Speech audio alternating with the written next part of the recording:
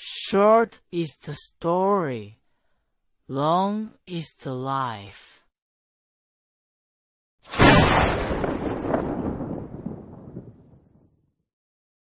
Wukong's archive presents China Urban Legends, the Longhua Pagoda. In the fall of 2004, I was transferred to work in Shanghai. My company was in Zhou. HR gave me a month to find a place, and after running around for the better part of 2 weeks, the agent finally led me to an old lane on Longhua West Road. At the lane entrance stood a paulownia tree, its canopy covering half the alley in dense shade. In summer it scattered purple flowers all over the ground, in autumn only bare branches were left, moaning in the wind. The landlord's surname was Zhou, 75 years old, with a straight back and a slow way of speaking. He talked in the local dialect. I caught half and guessed the other half. The house was a 2-story shikumen, black lacquered gate, brass door knockers polished to a shine. I lived on the 2nd floor. Push open the north-facing window, and you looked straight at the Longhua Pagoda. The tower was gray and dusty, 7 stories, its upturned eaves stacking layer upon layer like an old open umbrella. The bronze spire at the top, seen from far away, looked only fist-sized, but under the sun it flashed bright enough to sting the eyes. That day when old Zhou showed me the house, he stood at the window for a long time, looking at the pagoda, and said, "Living here, everything else is fine. Just one thing, if you hear the bell at night, don't count." I didn't take it to heart at the time. I figured it was just an old man's superstition. Old Zhou's wife had passed away long ago. His son's family lived in Pudong. He kept this old house alone, rented the 2 downstairs rooms to a family running a small business, and the 2nd floor to me. I moved in at the start of September. That evening, after I'd finished cleaning the place, I was too tired to do anything but collapse into a chair. Then I suddenly heard it from far away. Dong. Dull and drawn out. It was the bell. The bell tower of Longhua Temple was at the other end of the lane, 2 rows of houses away. I checked my watch. Exactly 6 o'clock. Accurate bell. I didn't count, but I knew in my heart that was the first ring. The first month after I moved in, everything was calm. The Longhua Temple bell rang 3 times a day, at 6, noon, and 6 in the evening, 3 peals each time, never missed. Life moved like a pendulum, steady and dull. The oddness started on a night in early October. I worked overtime until past 11, biked back to the alley, 1 street lamp was out, half the lane dark. I parked my bike, fumbled for the key, and as soon as my hand touched the lock, a bell sounded from the tower. The tower had wind chimes. The Longhua Pagoda has 7 stories, and under each eave hangs a string of copper bells. During the day, when the wind picked up, they'd ring too, a bright, crackling jumble. But that night, the sound was different. Not bright, dull. 1 ring. Then a pause. Then another, like someone standing inside the tower, pinching the clapper, shaking it once at a time. I counted. 1, 2, 3. After 3 rings, it stopped. I stood at the door for a long time. At 11 at night in Longhua, there were no cars on the road, no lights in the alley, and the tower's shadow loomed black against the sky. I remembered old Zhou's words, "Don't count." The next morning, I ran into old Zhou at the mouth of the alley. He was squatting under the plane tree smoking, ash falling onto his shoe.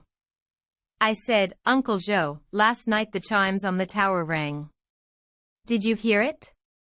Old Zhou glanced up at me, didn't answer, finished his cigarette, squatted there a while, and finally said, "I heard it." "How many times?" 3. Old Zhou nodded. 3 means a question. I asked, "A question about what?" Old Zhou said, "Asking if it's come." "Who's come?" Old Zhou fell silent again, stood up, brushed off his pant legs, and walked off. Only later did I learn that what old Zhou said that day wasn't meant to scare me. The old folks around Longhua, not one of them didn't know the rules of the tower bells. They just wouldn't talk about it in detail. I stayed alert. During the day, I made a point of listening to the tower bells. When there was wind, the copper bells rang in bursts, lively, crisp, string after string of sound, the wind plucking at them. But that night kind of ringing was different. One ring, pause, one ring, pause, like someone standing in the tower, shaking them one by one. Later, I woke up a few more times in the night, straining my ears. The tower bells stayed quiet, not a single sound. It was as if they knew I'd moved in, knew I'd be listening at night. The more I thought about it, the less I could sleep. The less I could sleep, the more I had to listen. I developed a habit around then. Whenever I heard some noise in the night, I'd count first. I later asked the couple downstairs who ran a small business. The man was from Subei, and he had a cigarette stand at the mouth of the alley. I said, "Brother, have you heard any noise from the tower at night?" He paused and said, "The tower? Noise? No. It's very quiet at night." His wife chimed in from the side, "It's just that sometimes in the deep night, I feel like someone's walking outside, leather shoes, step by step, walking over then walking back. My husband says I'm hearing things." The man went quiet, focused on arranging his cigarettes. I stood in front of the stand, and suddenly didn't know what to say. Every time the tower bells rang, I was the only one who heard it. This is how old Zhou told the story of Longhua Temple's origins. During the Three Kingdoms period, Sun Quan of Eastern Wu built a pagoda for his mother, called the Baoan Pagoda. That was the predecessor of the Longhua Pagoda. Back then, Longhua was still a stretch of wasteland by the sea. The pagoda stood by the banks of the Huangpu River, as a landmark for boats on the water. Later the pagoda was destroyed, then rebuilt, destroyed again, and rebuilt once more. The pagoda standing today was restored in the second year of Taiping Xinghua in the Northern Song dynasty, over 1,000 years ago. The pagoda has 7 stories and 8 sides, built of brick and timber, with upturned eaves and soaring corners. Its body is slightly darkened, standing there like an old piece of wood. Beneath it, the foundation stones are from the Song dynasty, laid block by block with moss growing in the cracks. Old Zhou said that one year, when they were repairing the road and dug open the ground beside the pagoda, it was all old bricks and old tiles underneath, layer upon layer. They couldn't dig through it all. The pagoda has stood here for 1,000 years, and everything from each era is buried in the earth. The temple came later than the pagoda. Old Zhou said the temple's golden age was during the Ming and Qing dynasties. The temple was a grand complex of 5 courtyards. The Mountain Gate, the Maitreya Hall, the Great Hero Hall, and the 3 Sages Hall, all laid out in a row, with gilded Buddha statues enshrined inside. On the 3rd day of the 3rd lunar month, people came to Longhua to see the peach blossoms. Among the 8 scenes of Shanghai was one called the Evening Bell of Longhua. The bell in the bell tower was a green bronze dragon bell cast during the Wanli reign of the Ming dynasty. It weighed over 1,000 catties, and its sound could carry more than 10 li. When old Zhou was a child, his grandfather took him to the temple. He lay on his belly at the top of the bell tower and looked down. The mouth of the bell was pitch black, like a well. Grandpa said that on the day the bell was cast, when the founder poured in the last ladle of molten bronze, the bell itself let out a deep hum that everyone in the city heard.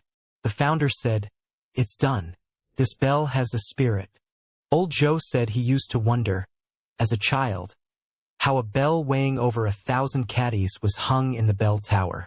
Grandpa said it was cast right there on the spot. The tower was built around the bell.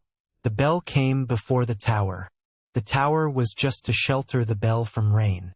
The bell is older than the tower. The tower is the bell's house. Old Zhou's grandfather was named Zhou Deshun.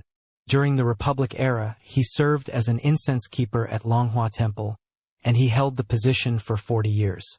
The incense keeper managed the temple's incense, lamp oil, and sweeping. He got up even earlier than the monks. Grandpa rose early, before daybreak. First he swept the courtyard. Then he went to each hall to light incense. In winter his hands were red from the cold. In summer his back was soaked with sweat. Old Zhou said his grandfather believed in one thing his whole life. As long as the pagoda stands, the temple stands. As long as the temple stands, the incense burns. Old Zhou said his grandfather taught him the rule of the pagoda bells. The bell in the bell tower tells the hours. It's for the living to hear. The little bells on the pagoda are different. Those bells speak for the pagoda. The pagoda has its own words, and since people can't hear them, it lets the bells say them instead. I asked Old Zhou, "What does the pagoda want to say?" Old Zhou said, "My grandfather never said. He only said that when the pagoda bells ring, something is happening. 3 rings, that's a question. 6 rings, that's an answer. 9 rings, that's a verdict. Once it's decided, it doesn't change." "Change what?" Old Zhou glanced at me and said, "My grandfather never said. He said he'd only seen that rule play out once himself, and that was in the 26th year of the Republic." The 26th year of the Republic, 1937. Old Zhou stopped right there and wouldn't go on, saying he'd tell me another day. But that night, lying in bed, I tossed and turned, unable to stop thinking about those 3 bell rings. Who was it asking about who had come? What Old Zhou told about the 26th year of the Republic, 1937, took him several days to tell in full. In August 1937, the Japanese attacked Shanghai. The Battle of August 13th was a brutal one. Longhua took bombs. Old Zhou's grandfather, Zhou Deshun, was still serving as an incense keeper at the temple back then. He said the day the planes came, the sky was black with them, and when the bombs fell, the Longhua airfield caught fire first, with thick smoke covering half the sky. The temple took in several hundred refugees. The Grand Buddha Hall, the side halls, under the eaves, everywhere was covered with people lying down. Old Zhou's grandfather said among the refugees there were those dragging children along. Some who had fled all the way from Hongkou, their shoes long lost, barefoot. The temple's well water ran dry within a day. The monks brought out every last grain in storage and cooked porridge, pot after pot, scraping the crust from the bottom of each pot clean. The night before the bombing, something happened. That night, the green dragon bronze bell in the bell tower rang on its own. No one struck it. 9 times. Old Zhou's grandfather said that in over 40 years of living, it was the first time he'd heard that bell sound on its own.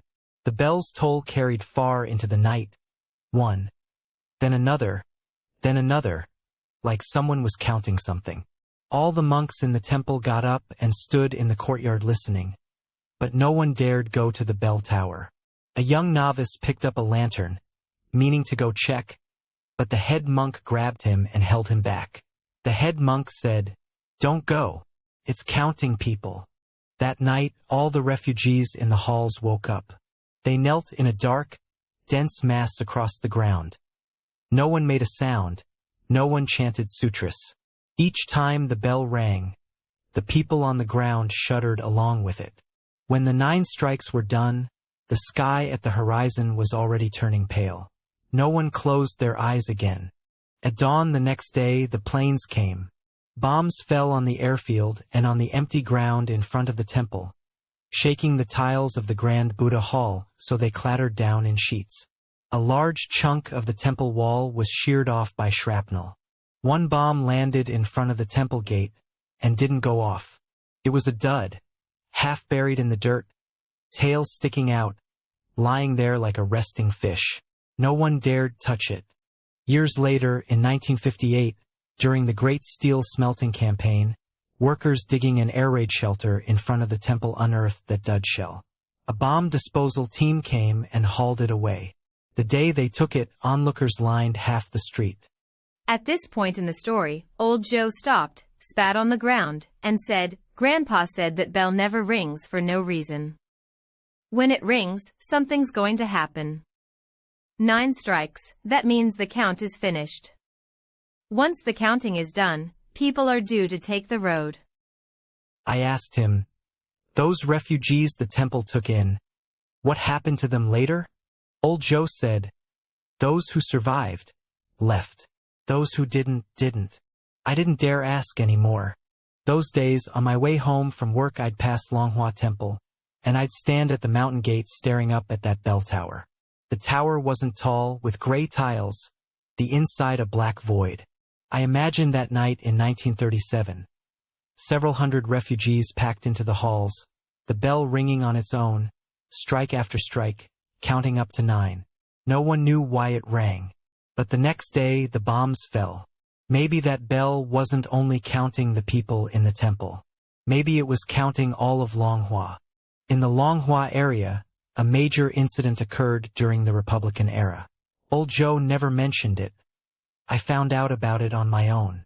Late in the night of February 7, 1931, 24 people were secretly executed by firing squad at Longhua.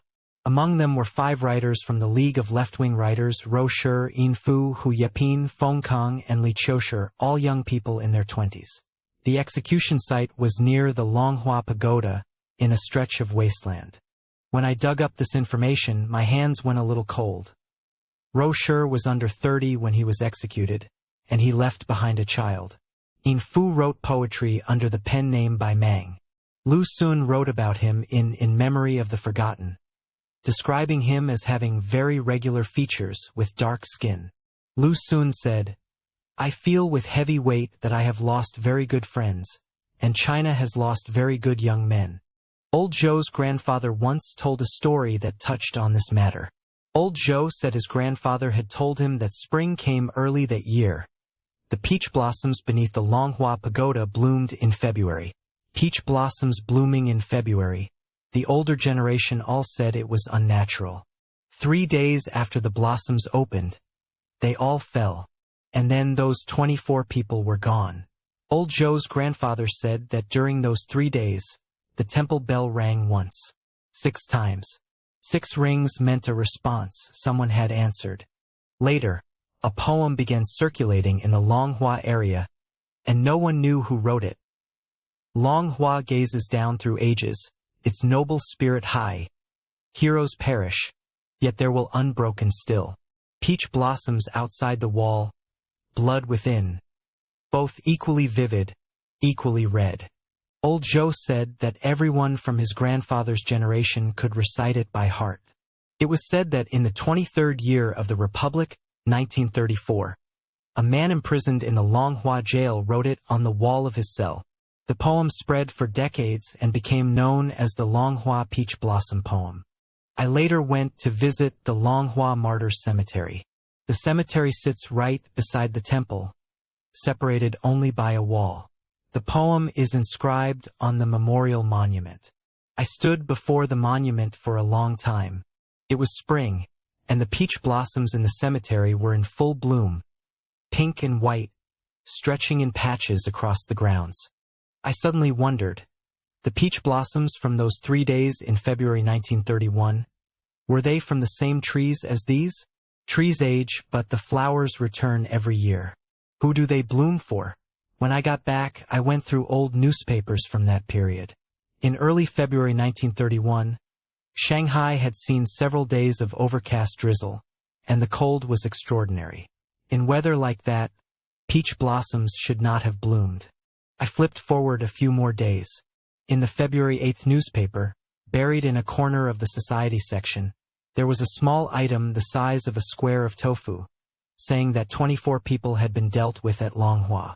24 lives, they took up no more than a tiny patch of newsprint. I folded the newspaper, set it on the table, and left it there for a long time. Later, I often thought, those 3 days of peach blossoms? Who were they blooming for? For the 24 people who could never go home. The trees remember for them, blooming once a year, 3 days at a time. The cemetery's groundskeeper was an old Shanghai man.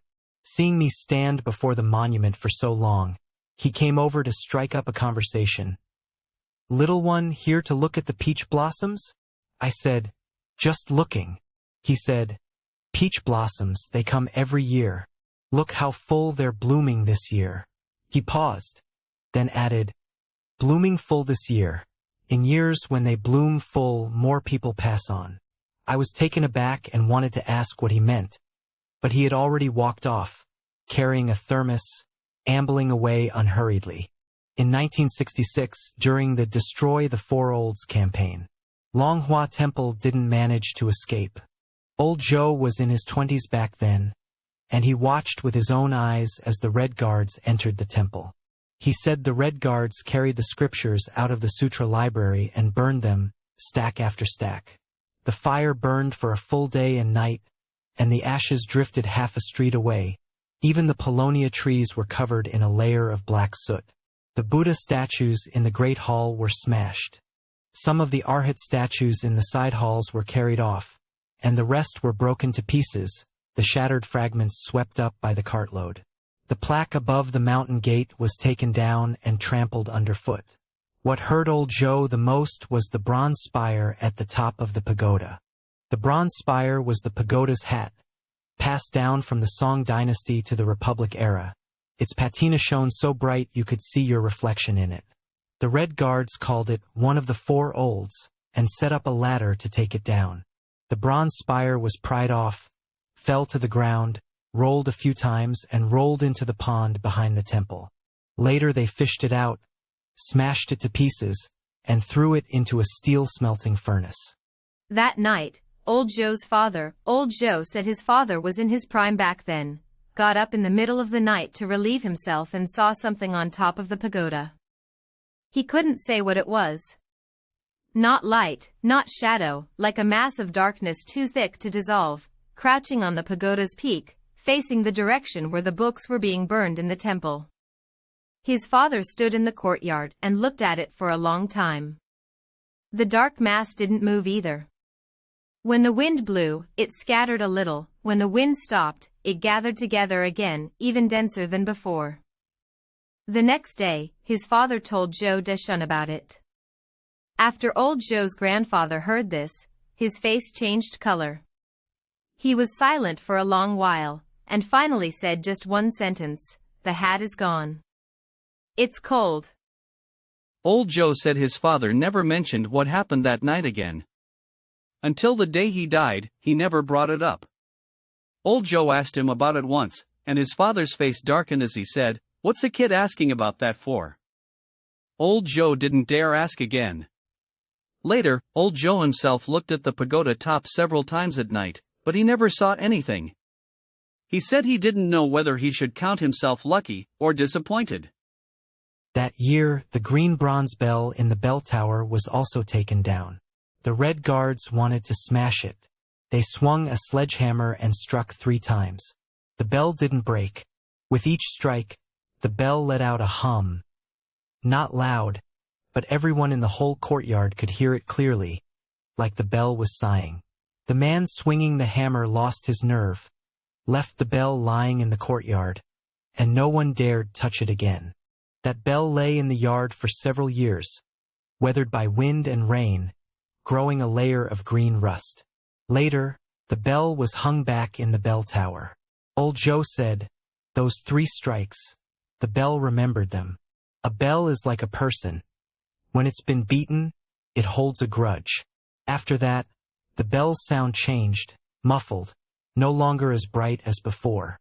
Old Zhou said he'd listened to the bell his whole life, and after that bell got beaten, it never truly rang bright again. In those years, the temple's incense was cut off. The mountain gate was shut, and the pagoda was covered in a gray gloom. Old Zhou said that during those years he always felt the pagoda had shrunk by a section. Not that it was truly shorter, it just had no spirit left. A pagoda is like a person. Once it loses its hat, it wilts.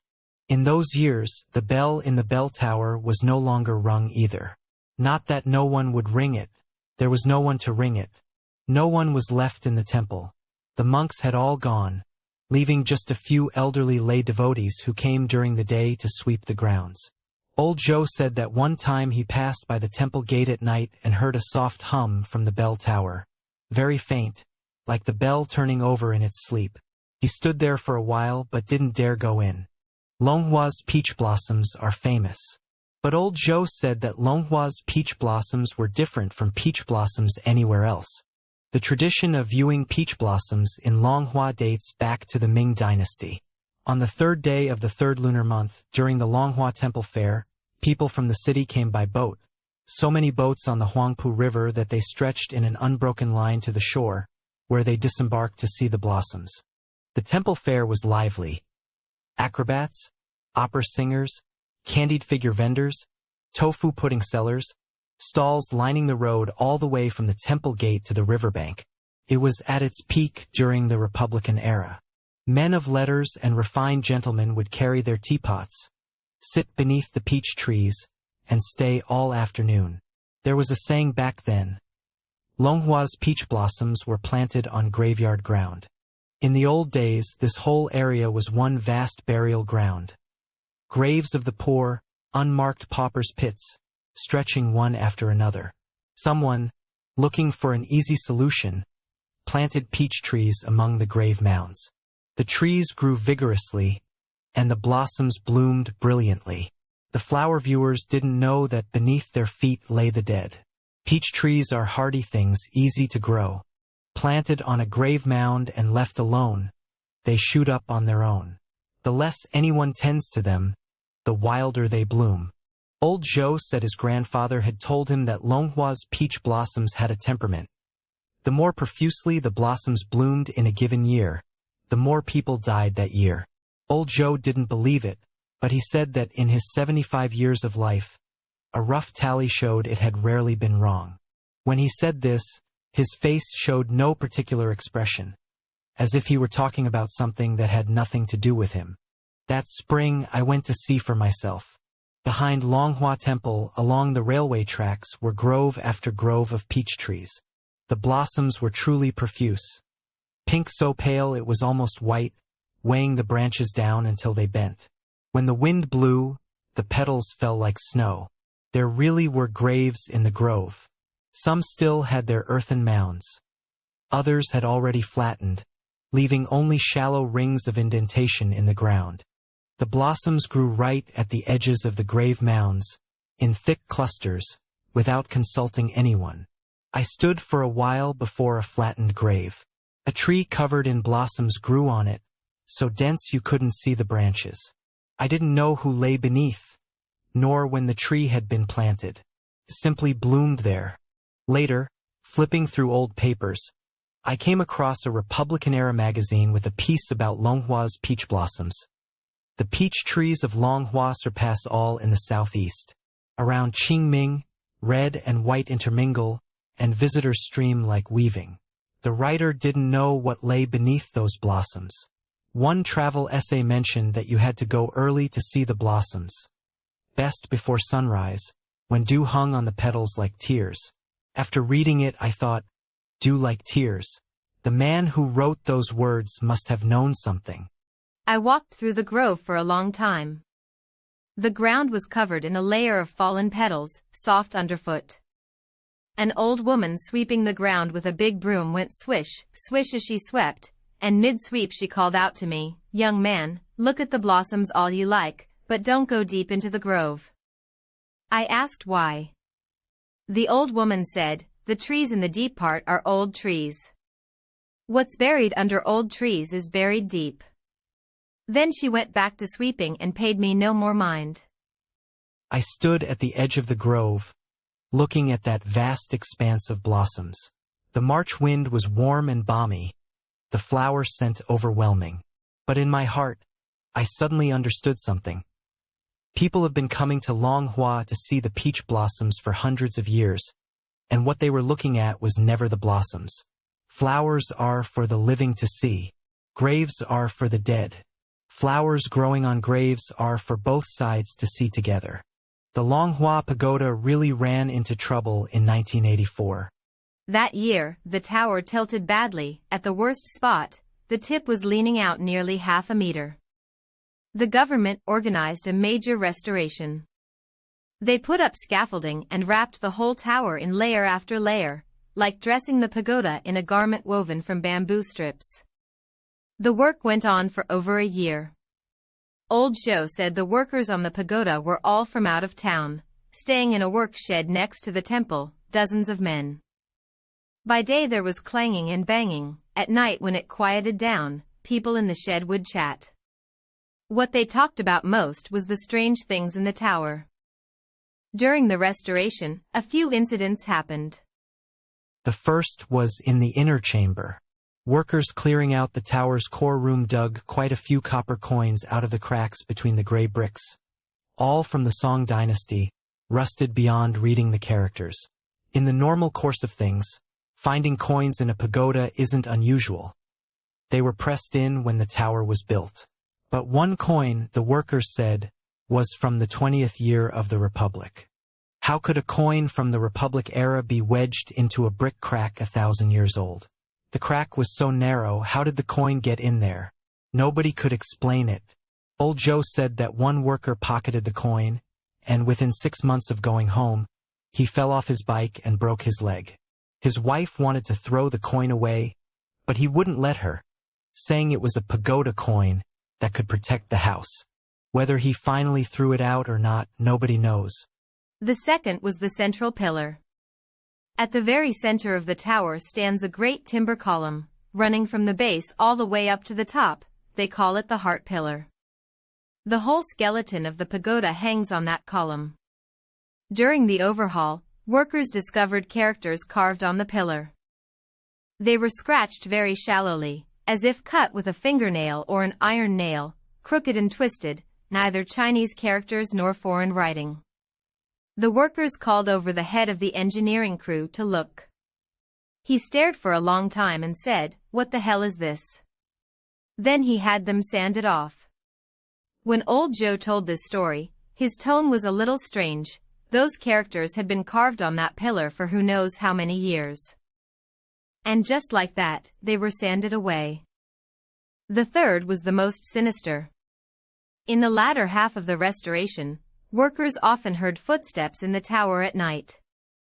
The pagoda is hollow inside, with wooden stairs. The footsteps went thump, thump, thump, rising from the bottom, floor by floor, like someone groping their way up in the dark. But the tower door was locked at night, and the key was under the foreman's pillow. When the workers asked the foreman, he said, "You were dreaming." Yet more than one person heard it. Two workers who were bold paired up one night, shone flashlights, and checked. The tower door was locked tight, dust settled on the lock. They pressed their ears to the gap in the door and listened. The footsteps were still there, climbing floor by floor, all the way to the top. Then they stopped. After a moment, they started again from the beginning. There was a young worker named Xiao Jiang, from Sichuan, just over 20, the quickest and most capable on the crew. One night in the middle of the night, he got up to pee and heard someone calling his name from the top of the tower. "Xiao Jiang, Xiao Jiang." The voice wasn't loud, it was very soft, but he heard it clearly. The next day, Xiao Jiang told the foreman he was quitting.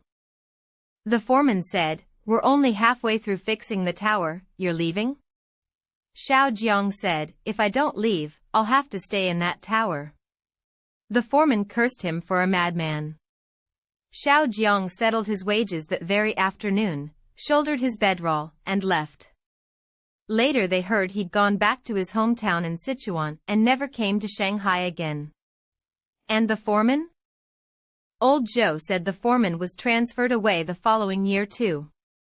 When he left, he'd had too much to drink and said, "In all my life of fixing pagodas, this is the first time I felt the tower was alive." Old Zhou said, the night Xiao Jiang left, the footsteps in the tower never sounded again. It had been counting. Once it knew one was missing, it stopped counting. The day the restoration was completed, old Zhou went too. He said when the scaffolding came down, the pagoda looked like a person taking off a garment, standing fresh and new in the sunlight. Someone set off firecrackers. Old Zhou stood in the crowd, looking up at the top of the tower. The copper spire was newly cast, so bright it dazzled the eyes. As he looked and looked, he suddenly felt his nose prickle. He said the pagoda was like a person who, after being away for so many years, had finally come home. After hearing these things, I got the idea to explore the pagoda. Old Zhou tried to talk me out of it once, saying there was nothing worth seeing in a pagoda. I didn't listen. That autumn, the Longhua Pagoda was open to the public during the day, and you could buy a ticket and climb it. I picked a weekday and went in at 4 in the afternoon. There was hardly anyone inside. The old ticket seller in charge of the pagoda was dozing at the entrance, his head bobbing up and down. I climbed slowly, 1 level, 2 levels, counting the steps. The pagoda's stairs were very narrow, only enough for 1 person, and the wooden planks creaked and groaned underfoot. The wood was covered in a layer of patina, slippery and smooth, who knows how many feet had trodden there over the years. The pagoda's inner chamber was tiny, with brick walls on all 4 sides and window openings cut into them. Wind poured through the openings with a low moan. Each floor had 8 sides, 4 bright and 4 dark. From the bright windows you could see Longhua outside. The dark windows were pitch-black holes, like a row of closed eyes. I looked out through a dark window and saw nothing at all, only wind. There were things stuffed in the brick crevices of the dark window. I picked them out to look, a few copper coins and a small wad of red cloth. The coins were modern, 1 yuan and 2 yuan steel pieces, and the red cloth had been wedged in by someone later, like an offering to fulfill a vow. Whoever climbed up here, I don't know, and stuffed these in. I don't know what they were praying for. Whether they were asking the pagoda to open its eyes, or asking the pagoda not to see them. I climbed to the top floor and sat for a while in the pagoda's heart. The caisson ceiling at the top was made of wood, dark red, covered in a thick layer of dust. I looked down. The Huangpu River curved in the distance, with boats on the water, small, moving slowly. The river wind blew up, and the pagoda body swayed faintly. Not swayed, the wind was passing through the window openings, making the whole pagoda breathe. I thought, 1,000 years ago, this pagoda stood by the river, guiding boats. When boats saw the pagoda, they knew they were nearing Longhua. The pagoda had kept watch over the river for 1,000 years. What was it watching for? At 6 in the evening, the man who cleans the pagoda came up and said, "Comrade, time to close." I grunted in reply, stood up, and headed out. When I reached the 4th floor, I stopped, hid behind a dark window, and didn't go down. The cleaner's footsteps faded into the distance. From below came a clack. The pagoda door was locked. The pagoda went dark. I sat by the dark window on the 4th floor, listening to my own heartbeat. The sky darkened little by little, and the wind came through the window openings, carrying the damp air of the Huangpu River. In the distance there were dogs barking, car horns, and horns from the riverboats, all far away like another world. Past 9, the pagoda bell rang. I counted. 1, 2, 3. 3 rings. The same as that night I'd heard at the entrance of the alley, muffled, one after another, evenly spaced. I held my breath. The ringing stopped, but the pagoda didn't fall silent. From over by the central pillar came a sound, thump, thump, thump. Like someone standing inside the pillar, knocking on the wood with their knuckles, 1 knock at a time. Unhurried. 3 knocks, a pause, then 3 more. Suddenly I remembered what old Zhou said, "Don't count." I'd already counted. That thump-thump sound went on for a long time. I sat in the darkness, not daring to move. Eventually the sound stopped, and the pagoda fell completely silent, leaving only the wind. I waited until dawn, when the cleaner opened the door, and only then did I go down. As I walked out, the old ticket seller at the entrance glanced at me but said nothing. I got a good distance away, felt a chill running down my back, and looked back at the pagoda. The pagoda stood in the morning light, quiet and peaceful, like nothing had ever happened. After that, I never went into the pagoda again. Old Zhou later learned that I'd spent a night inside the pagoda. He stared at me for a long while and said just one thing: "You shouldn't have gone." Then he said no more. Later, on the day I moved away, old Zhou came downstairs to see me off. He stood under the paulownia tree and said, "After you go back, don't keep your ears pricked up at night. Some things, if you don't go looking for them, they won't go looking for you." I nodded. He watched me ride away on my bike, standing there the whole time. After that incident, I kept a low profile for a while. But that string in my heart stayed taut. Later I found a chance to invite old Zhou out for a drink. A small eatery at the mouth of the alley, 2 plates of appetizers, a bottle of yellow wine, warmed up hot. After a couple of cups, old Zhou started talking more, and only then did he tell me about the layout of Longhua. Old Zhou said, "Longhua is a bend in the Huangpu River. The river comes down from upstream, heads east, and at Longhua makes a big turn. The old folks said, where water turns, the qi is heaviest. The river washed for thousands of years, washing out a stretch of flat land. That's Longhua. This land is the dragon's head. The Longhua Pagoda is nailed right into the dragon's head." The pagoda is a nail. Old Zhou tapped the table with his chopsticks. "Nail it down, and it can't move.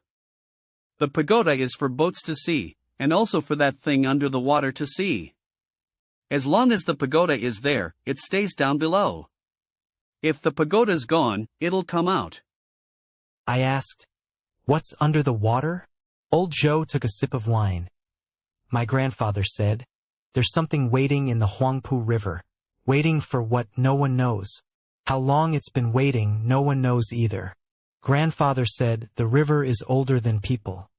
Matters down below are not for people to ask about. Grandfather also said the people who built the pagoda back then understood this. The pagoda doesn't press down on the water, it presses down on that breath of qi under the water. As long as the qi doesn't disperse, the pagoda has to stay." I asked, "And if that qi disperses?" Old Zhou said, "If it disperses, the pagoda becomes an empty shell. Is an empty shell pagoda still a pagoda?" I thought about those words for a long time afterward. I asked again, "What about those years when the hat was off?" I meant the years when the copper treasure top on the pagoda's peak was removed. Old Zhou didn't answer. After a long while he said, "From 66 to 69 in those years people drowned in the Huangpu River every year. The salvage team fished them out. 1 here, 2 there were always counts. 1 year the number pulled up was off. There was 1 extra. 1 extra. 1 extra. No one claimed it and no one recognized it. The salvage team said, when they pulled him up, that person was smiling." Old Zhou said, "Later the pagoda was repaired, the hat was put back on and it was fine. There were never extras again. The hat was put back in 1984? The day it was installed, the temple set off a string of firecrackers. After the firecrackers finished, someone heard a string of pagoda bell rings, ringing from the bottom all the way to the top, clattering, like a string of laughter. Old Zhou said, "That was the first time in my life I heard the pagoda bells ring like that. Also the last." Old Zhou finished, drained the wine in his cup, and said, "Young man, I'm telling you this not to scare you. I just want to tell you, people who lived here for thousands of years, and thousands of years of things, are all pressed under this ground. The pagoda watches over them. At night, if you hear something, treat it as if you didn't hear it. Don't count. The moment you count, you've struck up a conversation with it. Once you've spoken, you can't separate." I asked him, "Uncle Zhou, do you believe this?" Old Zhou said, "Believe it or not, it's all there." He thought again, then said, "My grandfather believed it to his death. When grandfather passed, it was 1978. A month before he passed, he had me help him to the base of the pagoda, or he sat for an entire afternoon. He said he'd dealt with the pagoda for 40 years, and the pagoda knew him. After he was gone, no one would know the pagoda anymore. I listened and didn't speak. Old Zhou didn't say anything more either. That day's wine was drunk until dark. The second thing was told to me by an old taxi driver named Lao Yu. Lao Yu is a local, has been driving a cab for 20 years, working exclusively around the Suwei area. He told me this because I was riding in his cab, and when he heard I lived in Longhua, he opened right up. In the autumn of 2002, one rainy night, Lao Yu picked up a passenger on Longhua West Road. The passenger was an old man, wearing a gray cloth long gown, clean and neat, his hair combed without a single strand out of place, like he'd stepped out of an old photograph. The old man got in and said, "To Longhua Temple." Lao Yu said, "Boss, Longhua Temple doesn't open at night." The old man said, "I know. I'm going to look at the pagoda." Lao Yu's heart gave a lurch, but he didn't say anything more, and drove toward the temple. The windshield wipers went shush shush. The old man sat in the back seat without saying a word. Lao Yu glanced at him in the rearview mirror. The old man sat ramrod straight, both hands on his knees, like a clay statue. They reached the temple gate, and the rain was still coming down. The old man got out, reached into his clothes, and handed money to Lao Yu. Lao Yu took it and looked. It was an old banknote, yellowed and dingy, with print on it he couldn't make out clearly, only recognizing the words Central Bank. Lao Yu said, "Boss, this money." He looked up, and the old man had already walked into the rain. The temple gate was shut, a single street lamp by the entrance, dim and yellow. The old man walked under the street lamp and vanished. Lao Yu looked down at the banknote again. The banknote was gone. On the car seat there was only a piece of yellow paper, folded into a neat square, like the kind of spirit money used for ancestral offerings. Lao Yu said his hairs stood on end right then. He threw the yellow paper out of the car and floored it. He couldn't sleep the whole night at home, and the next day he went specially to the Longhua Temple gate to look. The ground was clean, nothing there at all. In the winter of 2003, Lao Yu picked up another passenger. Same Longhua West Road, same rainy night, same old man in the gray cloth long gown. Lao Yu's heart was pounding, but he steeled himself and asked, "Boss, going to Longhua Temple again?" The old man said, "Yes. The pagoda's been repaired. It's time for me to go back." When they reached the temple gate, the old man got out, stood in the rain, turned back to look at Lao Yu, and said, "Thank you." Lao Yu said he still remembers that look to this day. On the old man's face, he couldn't tell whether it was happiness or sorrow. When Lao Yu got home, he found another piece of yellow paper on the car seat. This time he didn't throw it away, he burned it. He said when that paper burned, the flame was green. A green flame.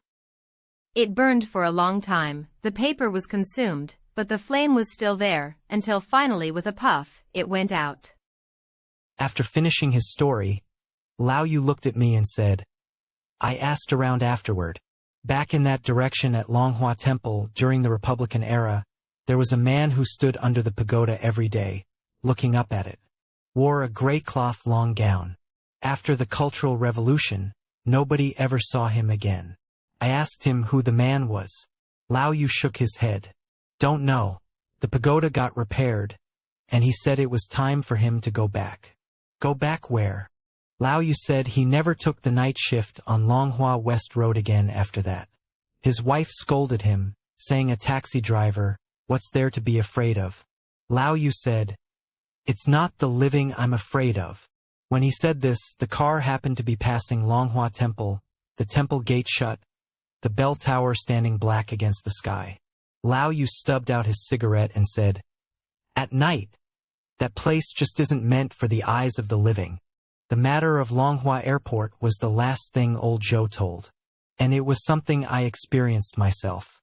Longhua Airport was south of Longhua Temple, built in the 6th year of the Republic of China, 1917. The earliest airport in Shanghai. Old Zhou said that when he was little, Longhua Airport was still lively. When a plane took off, it would rumble as it passed overhead, and kids in the alleyways would crane their necks to watch. When they saw a white line trailing behind the plane's tail, they'd clap and cheer. There was a barbed wire fence beside the airport, and kids would hold onto the fence and watch planes for an entire afternoon. On August 13, 1937, Japanese planes came to bomb Longhua Airport. The bombs left the runway pockmarked with craters, and the airport burned for 3 days. Old Zhou said that for those 3 days, the sky over Longhua was red. Old Zhou's grandfather once told a story about a pilot. In August of the 26th year of the Republic of China, 1937, on the morning of the day the Japanese planes came to bomb, there was a young pilot at the airport. He was from Guangdong, not tall, and had a mouthful of white teeth when he smiled. His plane was a biplane, an old model, slow in the air. Everyone at the airport knew that using that kind of plane to intercept the Japanese planes was impossible. But that morning, when the Japanese planes came, he got into his plane alone, took off and charged into the sky. The ground crew shouted at him, but he ignored them. The plane wobbled as it climbed, disappeared into the clouds, and never came back out. Old Zhou's grandfather said that the night before the pilot took off, he stood at the foot of Longhua Pagoda the whole night. No one knew what he was doing standing there. When someone asked him, he said, "Looking at the pagoda." The next day he took off and never returned. The plane didn't come back, and neither did he. They searched the sky and the ground for a long time, and found nothing. Some said he crashed into the Huangpu River, but they didn't find anything in the river either. A living person, a plane just gone like that. In the winter of 2004, on a foggy night, I was cycling back from work, taking a shortcut through the old site of Longhua Airport. By then, the airport was already abandoned. Civil aviation had moved away long before. The runway was still there, the concrete cracked, with grass growing in the cracks. A row of scrap trucks was parked along the edge of the runway, pitch black, their hoods covered in rust. The fog was thick, the streetlights were dim yellow, and visibility was less than 20 meters. I rode to the middle of the runway. It was so quiet around me that I could hear my own breathing. The wheels bumped over the cracks. Thud, thud. Suddenly, not heard, but felt, something passed overhead.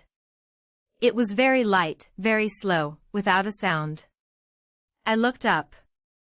In the fog, there was the shadow of a plane, a biplane, sweeping low overhead. There seemed to be letters on its wings, but I couldn't make them out. It flew so slowly it didn't seem like a plane, but like a big bird, heading toward Longhua Pagoda. As it passed over my head, I smelled a smell, I can't say what it was, like old engine oil, and also like burnt paper. I stood in the fog and suddenly remembered what old Zhou had said. Everyone at the airport said that old biplane couldn't intercept the Japanese planes. He must have known that too, but he still went up. I stopped my bike and stood in the fog, watching the shadow disappear in the direction of the pagoda. The wind was cold. I suddenly thought of the pilot old Zhou had talked about. He took off in 1937 and never came back. It's been 67 years of searching. The next day I asked old Zhou. Old Zhou smoked for a long time, then said, "You saw it too?" I said, "I saw it." Old Zhou said, "I saw it once when I was a kid. Grandfather said it still hasn't found it. What is it looking for?" Old Zhou stubbed out his cigarette and said, "Looking for itself. The day it took off, it forgot to bring itself along." In the autumn of 2011, I was in Shanghai on a business trip. After I finished my work, I made a special trip to Longhua. The temple was still the same temple, but the incense was stronger than before.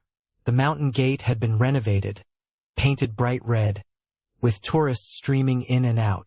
The bell tower was still there, and the Qing dragon bronze bell was still hanging. At exactly 6 o'clock, the bell rang 3 times, just like in 2004. I stood beneath the bell tower and listened. The sound was still muffled, not clear and bright like the bells of other temples. I remembered what old Zhou said, "Once it's been hit, it holds a grudge." The pagoda had been renovated too, freshly whitewashed, its body gleaming. The bronze spire at the top was polished so bright it dazzled the eyes in the sunlight. I stood at the foot of the pagoda for a while. A wind blew, and the pagoda bells rang. I counted. 1, 2, 3. 3 rings, no more, no less. After the bells sounded, I looked around. Tourists were all taking photos. No one looked up at the pagoda. No one heard. I stood under the bell tower and suddenly thought. Back in 2004, when old Zhou sat under the pagoda tree, was he like me now, listening to the bell, counting the days? The bell was the same bell, the pagoda was the same pagoda, but the people had changed. Old Zhou was gone, and the small business downstairs had moved away. The pagoda tree was still there, its branches bare, moaning in the wind. Old Zhou left in the winter of 2008. I heard it from the neighbors later. They said that in the last few days before he passed, he sat under the pagoda tree at the mouth of the alley every day, staring at the pagoda. When someone asked what he was looking at, he said, "It's still waiting." When they asked what it was waiting for, he didn't say.